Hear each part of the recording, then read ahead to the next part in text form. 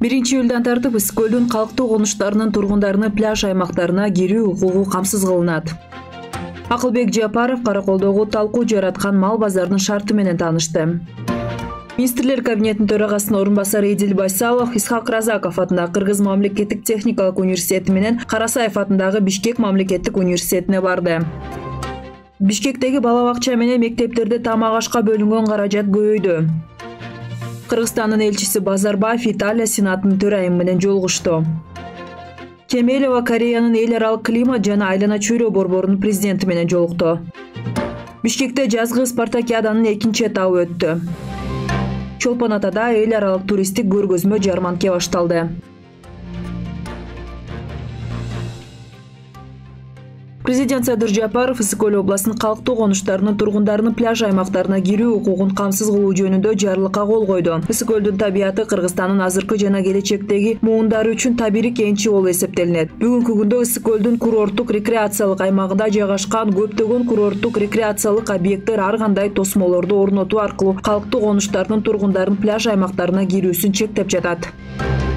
Министрлер кабинетинин төрагасы Акылбек Жапаров Ысык көл областына жумушчу сапарынын алкагында буга чейин эле ылай кечип жүргөн видеосу менен интернетке талкуу жараткан Каракол шаарында жайгашкан мал базарынан кабар алды. Аймактагы ири базардын шарты жакшырып, бирок оңдоо иштери толук соңуна чыга электиги белгиленди. Министрлер кабинетинин башчысы жергиликтүү бийликке жана тиешелүү мамлекеттик органдарга март айынын соңунда өлкөдөгү мал базарларынын абалын жакшыртып, элге ыңгайлуу шарт түзүү тапшырмасын берген. Акылбек Жапаров өз кезегинде жумуштарды аткарууга 1 ай убакыт берип, жеринде өзү барып күтүүсүз текшерүүгө аларын табыштаган.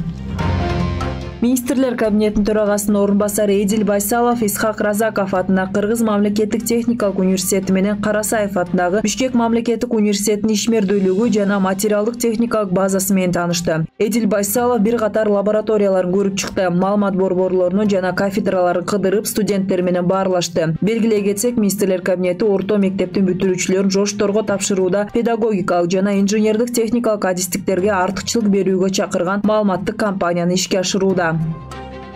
1-майдан тарта Бишкек шаардык кеңештин токтомуна ылайык мектепке чейинки билим берүү уюмдарында тамактануунун баасы көтөрүлдү. Муниципалитеттин басма сөз кызматы билдиргендей, Бишкек шаарындагы мектепке чейинки билим берүү уюмдарында жана мектептерде толук кандуу жана жогорку калориялуу тамактануу камсыз кылуу үчүн жергиликтүү бюджеттин эсебинен балдардын тамактануу нормалары жогорулатылды.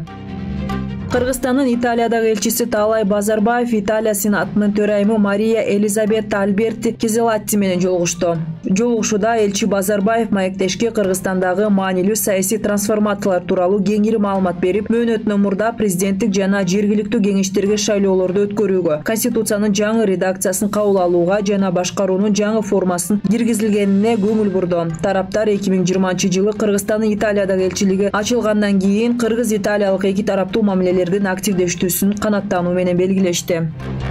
Тышкы иштер министринин орун басары Динара Кемелова Кореянын эл аралык климат жана айлана чөйрө борборунун президенти Вон Тэ Юн мырза жетектеген делегация менен жолугушуу өткөрүлдү.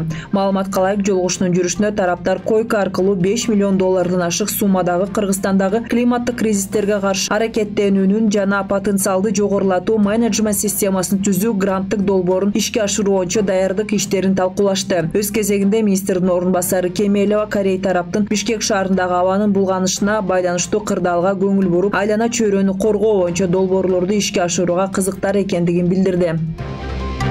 Бишкекте 2013-жылы туулган балдар жана өспүрүмдөр арасында жашаган жери боюнча жазгы спартакиаданын 2-чи этабы өттү. Муниципалитеттин басма сөз кызматы билдиргендей, номер 16 жана номер 46 орто мектептердин базасына спорттун 5 түрү — кичи футбол, пионербол, дартс, аркан тартыш жана ачык оюндар боюнча финалдык оюндарга 750 жаш спортчу катышты. Жеңүүчүлөр жана байге ээлери диплом, медаль, кубок жана баалуу сыйлыктар менен сыйланды. Чолпон Ата шаарында Ысык көл эл аралык туристтик көргөзмө жарманке өтүүдө. Жарманке 13-14 май аралыгында Чыңгыз Айтматов атындагы Рух Ордо маданий борборунда уюштурулган. Ысык көл ITF 2022 жарманкесинин катышуучулары туристтик компаниялардын, пансионаттардын, конок үйлөрүнүн жана туризм чөйрөсүндө иш көргөзгөн уюмдардын товарлары жана кызмат көрсөтүүлөрү менен тааныша алышат. Ошондой эле этно оюндарга, кол өнөрчүлөрдүн мастер-класстарына катышып, кечки маданий программаны көрө алышат.